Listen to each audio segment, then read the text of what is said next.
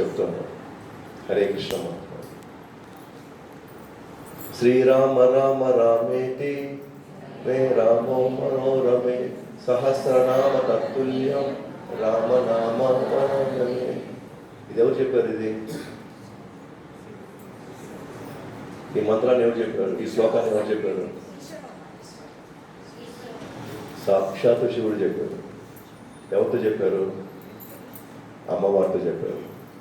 ఏమని చెప్పారంటే, ఎందుకు దేవి 1000 విష్ణునామాలు కలిగిందంటే ఒక్కసారి రామ అంటే సరిపోతా? 1000 విష్ణు సహస్రనామం చేసే మాత్రం చేయడానికంటే ఒకసారి రామ అంటే అయిపోద్ది కదా. సహస్రనామ తత్తుల్యం. సహస్ర అంటే ఎంత? 1000 నామతత్తుల్యం. 1000 నామాలు కలిగేదానికంటే రామనామ వరాలని. ఒక్కసారి రామ అంటే చాలు 1000 విష్ణునామాలు పలికినంత సమానం. ఇది మనం మాట్లాడలేదు. ఏమి ఎవరు అంటున్నారు? శివుడు. అందరూ వెళ్ళి కాశీలో చనిపోవాలనుకున్నారు. కాశీలోకి వెళ్ళి మీద చచ్చిపోవాలనుకున్నారు. కాశీలో ప్రత్యేకత ఏంటి?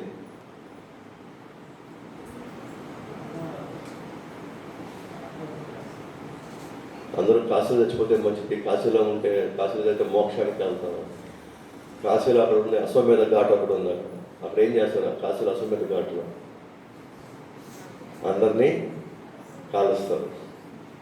ఆ శ్మశానంలో స్వయంగా శివుడిని చనిపోయిన వాళ్ళ చెవులో రామమంత్రం వినిపిస్తుంది. ఆయన ఓం నమ శివాయ అనిపించడు, అక్కడ రామమంత్రం వినిపిస్తాడు. ఎందుకంటే రామమంత్రం వినిపిస్తే వీళ్ళు వైకుంఠం వెళ్తాడు ఇక్కడ నుంచి డైరెక్ట్గా. ఇంకా అందుకే ఆదిశంకరాచార్యుడు అన్నాడు. ఏమంటాడు ఆదిశంకరాచార్యులు? ఏకో మంత్రస్ తస్య నామాని. ఈ హరే కృష్ణ మంత్రంలో 4 సార్లు రామ ఉంది, 4 సార్లు కృష్ణ ఉంది. శాస్త్రంలో ఏముందంటే ఒకసారి కృష్ణ, 3 సార్లు రామ అని ఒకసారి కృష్ణ అంటే చాలంట. 3 సార్లు రామ అనే దానికంటే ఒకసారి కృష్ణ అంటే చాలు అంట. 1000 సార్లు విష్ణు దానికంటే ఒకసారి రామ అంటే చాలు. 3 సార్లు రామ అనే దానికంటే ఒకసారి కృష్ణ అంటే చాలు.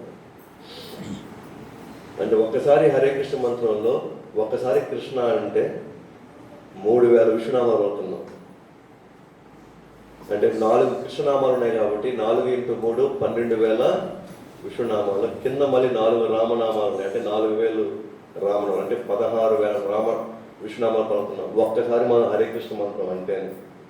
అందుకే దీన్ని కలియుగంలో దీన్ని మహామంత్రం అంటున్నాం.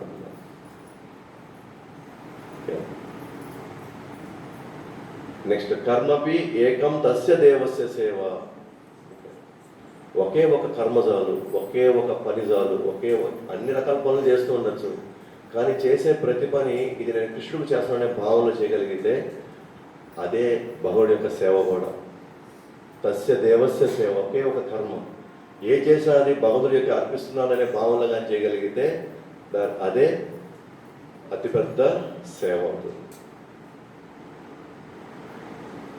కాబట్టి భగవద్గీతను చదివితే ఈ కన్ఫ్యూజన్కి వస్తాం ఫైనల్గా. అంటే ఏం చేయాలా, ఎవరిని పట్టుకోవాలా, తర్వాత మనం ఎవరిని తలుసుకోవాలా, వెరీ క్లియర్ ఇక్కడ. ఇంకేం కన్ఫ్యూజన్స్ ఉండవు భగవద్గీత చదివితే. భగవద్గీత చదవకుండా ఉంటే ఇంకా అంత కన్ఫ్యూజన్. ఎక్కడ పోయినా ఒకటే, అందరూ ఒకటే, వాళ్ళు ఒకటే, వీళ్ళు ఒకటే. అవి చేసుకో, ఉదయం పూట ఇది చేసుకో, రాత్రిపూట అది చేసుకో, ఈ మాసంలో ఇది చేసుకో, ఇవి వస్తే అక్కడికి పరిగెత్తు, ఇక్కడ పరిగెత్తు. ఇంక ఇదంతా జీవితంగా పరిగెత్తుతూ ఉండమే. ఇంకా డబ్బులు పోతూ ఉంటాయి, తిరుగుతూ ఉంటాం. కానీ మనసులో మాత్రం భయాలు బావు, ఆందోళన బావు. అదే నైరాశ్యతో చచ్చిపోతాం అట్లే మళ్ళీ. అందులో ఫైనల్గా భగవద్గీతలోని ముఖ్య అంశాలు ఈ 5 రకాలుగా మనం డివైడ్ చేస్తాం మనం ఈ రాబోయే 6 రోజుల్లో. రేపు మొట్టమొదటిది మనం చూడబోయేది ఆనందం కోసం వెతుకులాట. అందరూ ఆనందం కోసం అందరూ కష్టపడుతున్నారు. కానీ ఎందుకు ఆనందం మాత్రం అప్పుడప్పుడు మాత్రమే కనిపిస్తూ చివరికి మాత్రం ముసలితనం, రోగాలతో అల్టిమేట్గా మళ్ళీ వాడు దుఃఖంలో జీవితం ముగుస్తామని. నేను ఆనందం కోసం పరిగెస్తుంటే ఆనందం ఎందుకు దొరకడం లేదు? నేను ఎంత ప్రయత్నిస్తున్నాను, నిజాయితీగా ప్రయత్నిస్తున్నాను, కష్టపడుతున్నాను. అన్ని రకాలుగా నేను ఎన్ని రకాలుగా సలహాలు తీసుకొని ఎంత ప్రయత్నించినా కూడా ఎందుకు ఆనందం మన శాశ్వతంగా ఉండాలని కోరుకున్నా కూడా ఎందుకు అది అశాశ్వతంగానే ఎందుకు ఉంది.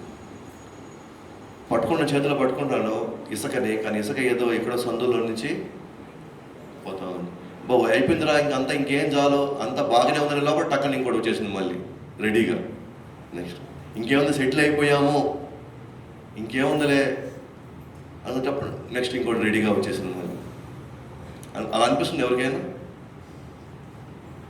అలాగే ఉంది, లేకపోతే అందరికీ ఒకటే రకంగా హ్యాపీగా ఉంది? ఒకటే రకం ఉందనుకోండి, ఇప్పుడు చచ్చిపోయినట్టు సమానమే.